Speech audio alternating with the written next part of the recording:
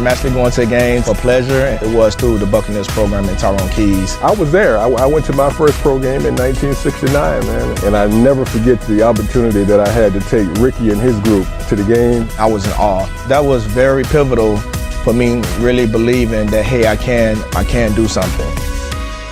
The great joy that I get is because it's the first time that a lot of the kids have ever gone to a game. And these kids are coming from West Tampa. It's literally 10 minutes away, but it's much further away mentally to a lot of kids that come from that area. To be in the building, not only in the building, but in the front row, that was on a whole nother level. The kids who I took to the game, 3 of them are high school principals, coaches and teachers. I tell you what, it's just a proud, proud feeling when I see them walking into the game with other students. When I was 18 years old, Eric Vance was the safety here for the Buccaneers for many years. And honestly, Eric was not a star. From 18 years old to the age of 33, I still keep in contact with Eric. So it's much deeper than just coming to one football game. The players need to realize they once was kids also. And they know the feeling to when they get to see a football player, when they get a chance to touch that football player. Nobody makes it alone. You have a platform as a player to reach back and bring such joy. It's more than just going to the game, but it's abundant opportunity to be able to see the big picture.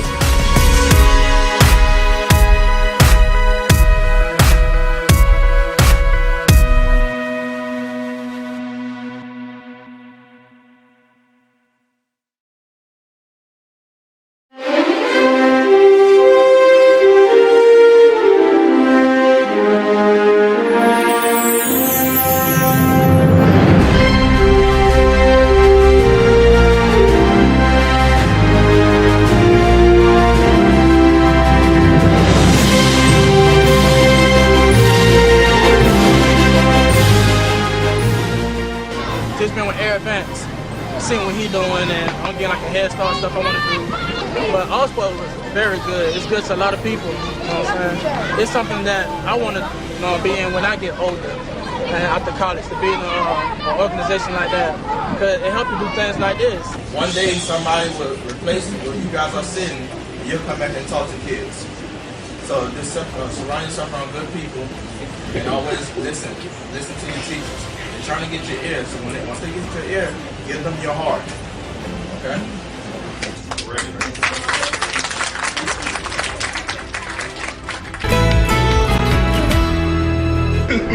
Ricky Saylor spends a lot of his days telling teens about his life growing up in Tampa. It wasn't the best situation. When I was 4, that's the last time I remember seeing my biological mother. And I didn't see her again since I was 19 years old. He and his younger brother were raised by their father. My dad did everything he could to make sure that his boys was okay, but we had some real tough days and tough years. Years in which Ricky would often skip class, which led to trouble. My best friend was murdered at 24 years old, who was like my brother. My other best friend is doing 62 years in prison. Ricky stayed out of serious trouble thanks to a community of men who mentored him. One of those was Tyrone Keys, a former NFL football player. He said, "Hey, I came to the school to look for you, and I can help you go to college." Mr. Keys has had my heart ever since. Ricky went on to junior college and then transferred to Texas Tech to play football. He graduated with a degree in human development and family studies. Start working with kids right away. To follow the example of those who helped him, Ricky started Unsigned Preps in 2010. They help high school athletes get college scholarships. Student athletes like Antonio Nunn. Basically a second father figure, mentoring me along the way. And as you can see now, we still, connected. The grassroots effort has helped more than 350 students get to college. 90 have graduated. My heart does smile because I feel that I fulfilled the dream of every mentor and coach that I had. A dream that he is still living. I'm pleased, but not satisfied. But I know I'm blessed because I came from a rough environment and made it out with scars, but made it out. Scars that help remind him to reach back and give a hand up to help teens navigate successful lives.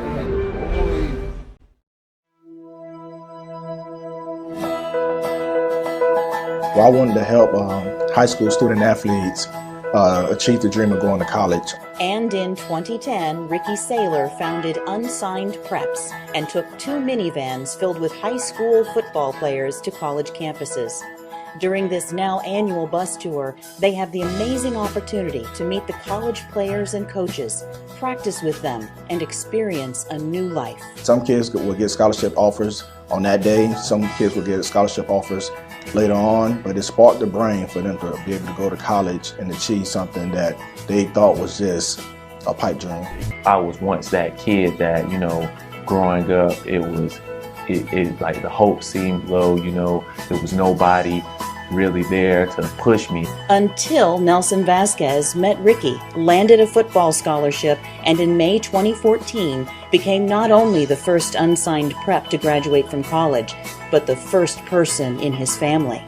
He is now a juvenile arbitration courtroom specialist, determined to pay it forward. I just want to be some type of a guide to those kids before, they head down the wrong path. Exactly what Ricky had in mind. But the vision is for those guys to not only go to school and graduate, but be new leaders in the community.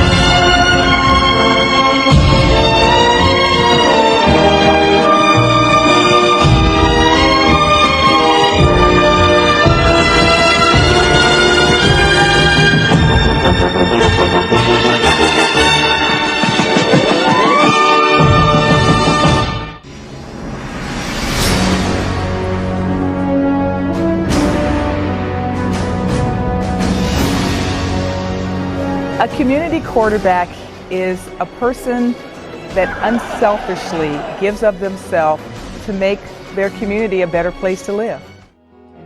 One of the students that I so much admired when I went to Tampa was a young man named LeBron. He was in a wheelchair. He had been in a terrible car accident, had a lot of adversity issues to deal with,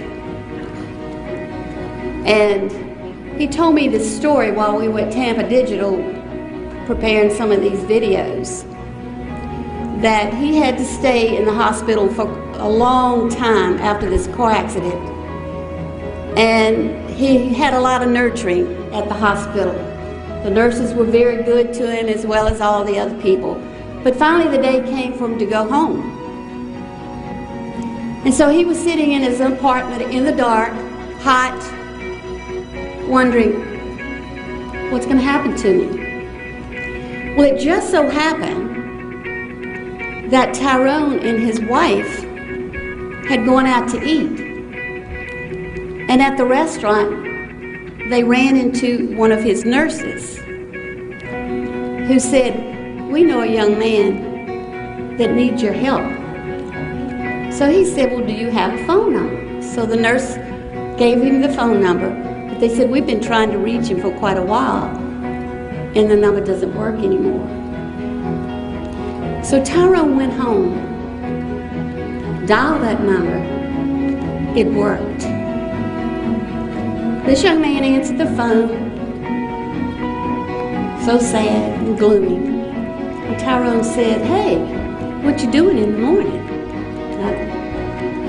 He said, "How about eating breakfast with me?" I said, "Oh, well, that's great." So the next morning, this young man who had nothing was eating breakfast with the Buccaneers. This young man won the Volunteer of the Year award with the Buccaneers this past year for his service with All Sports Community Service. One of the movers and shakers for the group is an inspiration all by himself. An accident the summer before his senior year of high school might have confined LeBron Saffel to a wheelchair, but it hasn't stopped him. He returned to King High School, where he was elected class president his senior year, and after graduation, met Tyrone Keys. Now, he heads up the Quest mentoring program at his alma mater. Will Allen from the Tampa Bay Buccaneers, he helps me run the program. And basically, our goal is to teach students academic achievement. We're an extension of All Sports Community Service, which is ran by Tyrone Keys. And, Sure. You know, he's just been helping us. And, you know, this Christmas for the holidays, we're going to feed 100 families, and you know, it's just going to be huge. Just the things that we're doing, and just trying to, like I said, inspire and motivate the kids and help build the community. So today, LeBron is at King High School meeting with Quest students, an organization he heads up. The idea to help students find their way. Twice a week, Saffel and Gaines work together to keep Billy on his academic track. He has so much potential, but he doesn't see that in himself. He's been teaching me things that outside of the classroom that I know that I won't get in some of my subjects. And I want them to really, really understand the concept of giving back and helping someone else. And if they look to LeBron, they will see the power of love and hope and faith. What an example of the power of love. One teacher, one student, a future of many, many possibilities. Wow.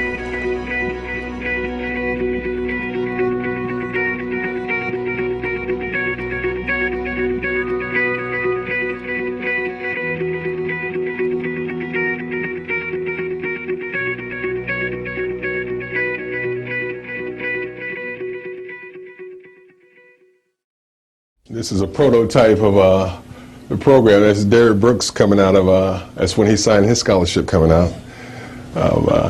We didn't mentor Derek, but Derek does do scholarships with us. The walls of the office are filled with photos and plaques, each one carrying its own success story. Kylie is a young girl who came to us. She really wanted to play baseball in college. And we put together a highlight film, and we were able to find a little small school up in Greencastle, Indiana, DePaul University. Mm-hmm. But it wasn't a full scholarship, so Trent Dilfer offered to subsidize. And even when he was traded away from the Buccaneers, he still kept in touch with this young lady and sent funds for her to go off to school.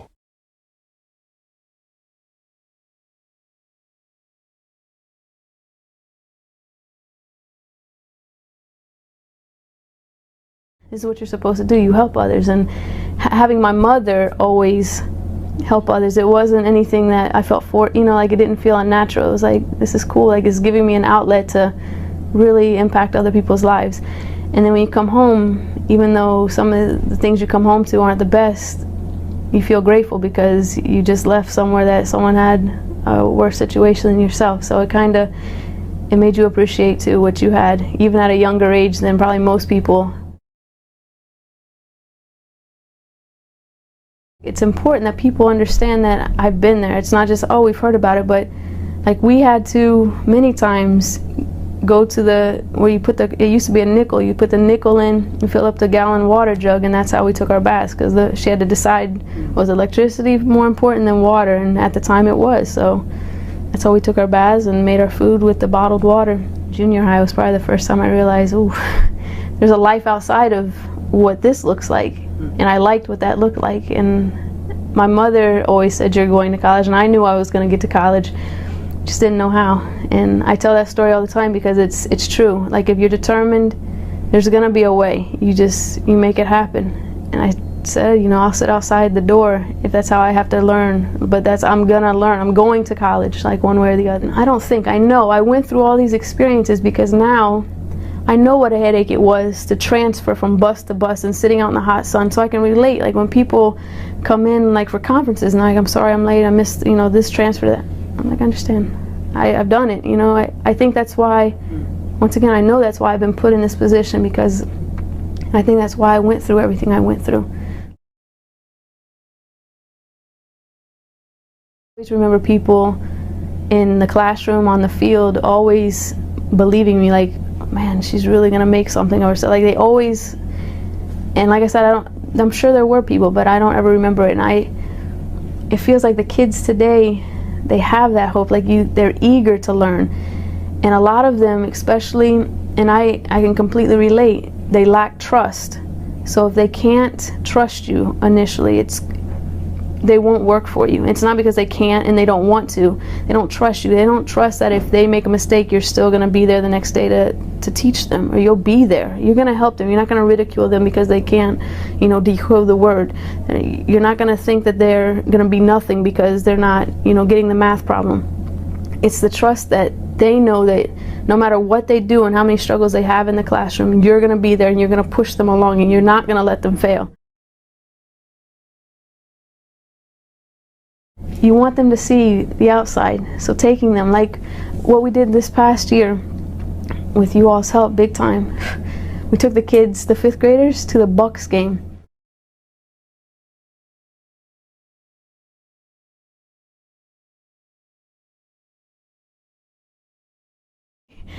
We were on the bus, just a bus ride alone. We were on a charter bus. Like, so they were just like, oh my God, Miss Moore, look at this, oh, look, it's cushy seat. I'm like, I know.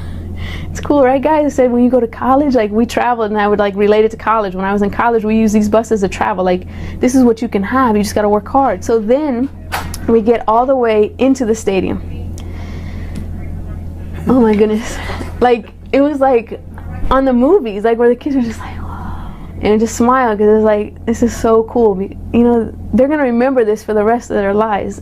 It was just amazing. I can't even recapture their looks on their faces. It was just like an awe. And then we talked about, you know, we always bring it back. Hard work can give you these opportunities. Hard work, hard work. You got to remember hard work.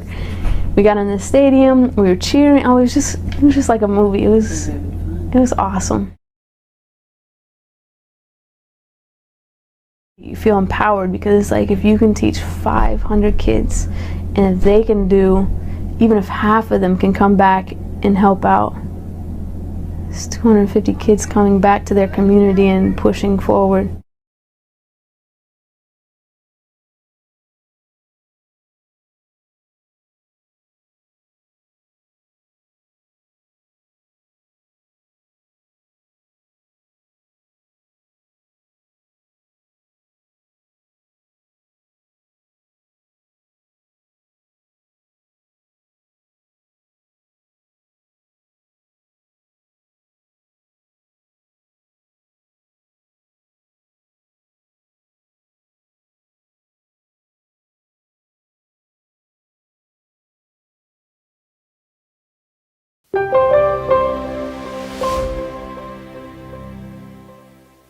Two, three.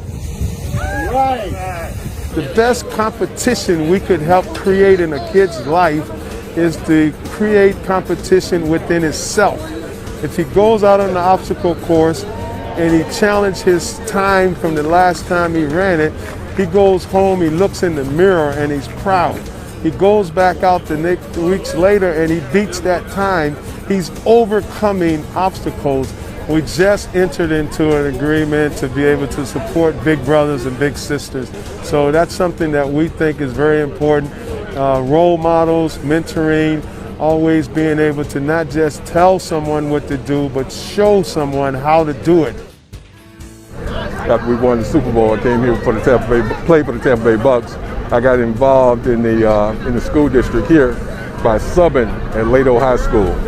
Became more focused and really found my focal point in working with first generation of college-bound student athletes around the county. Mr. Keys provided opportunities that I would never have had, of going to like Bucks games, teaching me who leaders are in our community to give back and be like that. So it kind of inspired me to do what I'm doing today, where I work with Big Brothers Big Sisters Tampa Bay. And I love inspiring kids, getting them excited and providing unique opportunities to them so that way they can come full circle and one day give back. Bruce Arians was our coach at Mississippi State. He was like a mentor to a lot of us because he was closer in age. We beat the University of Alabama, which he told us we could do, but we never would have believed it. They had won 2 straight national championship games. They had won 28 straight games in a row. And Bruce Arians told us, we're going to beat them. And that's pretty much what he said here. He said, hey, he told the team, it's Super Bowl or bust. If we can introduce that, if we could be a part of trying to get kids to be motivated against themselves, what do you get? You get a better man, you get a better person. But most of us, including the mayor, we participated in sports. We got that competitive spirit that when you go into the boardrooms, when you go into the locker rooms, when you go into construction, where you're going to always turn out and you want to be the best at whatever you do.